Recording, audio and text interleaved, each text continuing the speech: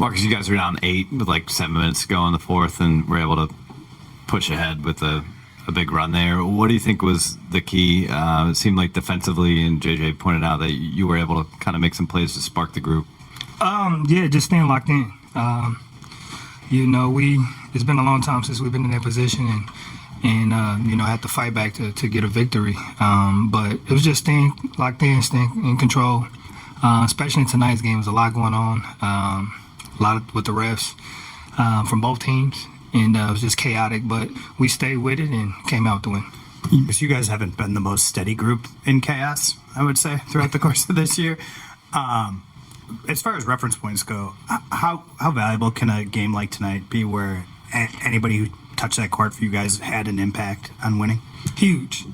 Monumental for us. Nights like this can, change the trajectory for teams and players. So, hopefully this win and tonight in the fashion that we want it, kicks our confidence up, and, we can keep this alive and going, because the way we played tonight and the way we played over the last 2 games is something that we know we're capable of. I know you and everybody else is, hoping we can be consistent with it, and that's something that we're trying to do. But tonight was a key factor for us to go back, look at, see what we did right, and try to multiply it.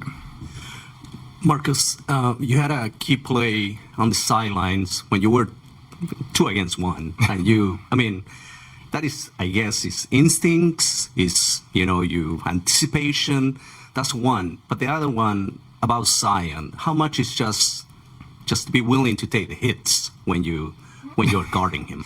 The first one on that sideline with, I think it was Sadiq and Trey Murphy, I believe. Def things. That's what I do, though. My mind works in that way, and I made a great play for my team. They trusted me to make the play because it is a gamble, because if you miss, you're giving up a wide open shot, whether it's a 3 or to the basket. And my teammates and team just trust me to make it, and, trust my instincts. But the Zion thing, he's, strong and athletic, and, we haven't seen somebody like that in a long time, right? His ability. And, but yeah, willing to put your body there, take a charge, take an elbow to the face, box him out, go vertical. Is definitely something that you got to be willing to do, and not everybody's willing to do it, and that's the difference in the game sometimes with guys like him. So, credit everybody. We all, had our fair share. Jackson took about 4 shots to the face. I took about 2. AR hurt his arm. Like we were all in there sacrificing our body, and that's what it's going to take. Yeah, Marcus, Jim Hill, KKL 9 News. When things get chaotic, like you mentioned it, what gets you through that little bump in the road? Is it patience or is it experience? I think it's a little bit of both. For me, definitely a little bit of both. Just, my experience, my 12 years that I've been here, the games that I've been in. But all knowing, it's a lot of time on that clock, and it's a lot of ball game left. And, we have more time than we in our minds usually think. So just calm down and, do what you've been trained to do, and what you've been doing your whole life and working for. So I definitely say both.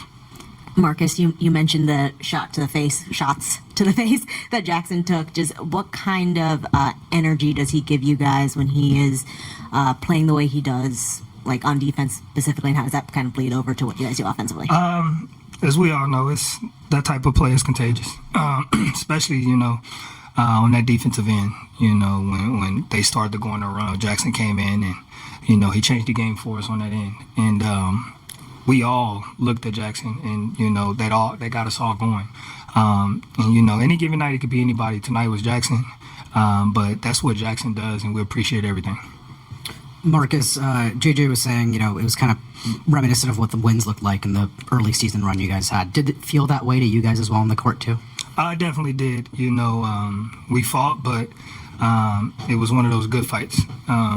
Where even though we were down and things were looking a little shady for us, not once did, on the bench did anybody start freaking out or start panicking. And, that's what you need, especially in those chaotic moments. But it definitely felt like early in the year. Looking ahead, I think it's 6 of the next 8 are against teams above you in the standings, including 5 in the West: Minnesota, Denver twice, and Houston twice. How aware of you are the standings at this time of year? I guess how do you guys view this opportunity over the next couple of weeks? We're aware. It's not something we're focused on, but we're definitely aware. You know, for us and from my experience, we got to focus on one game at a time. And that's, you know, the next game we play in Denver. We don't have the luxury to look ahead.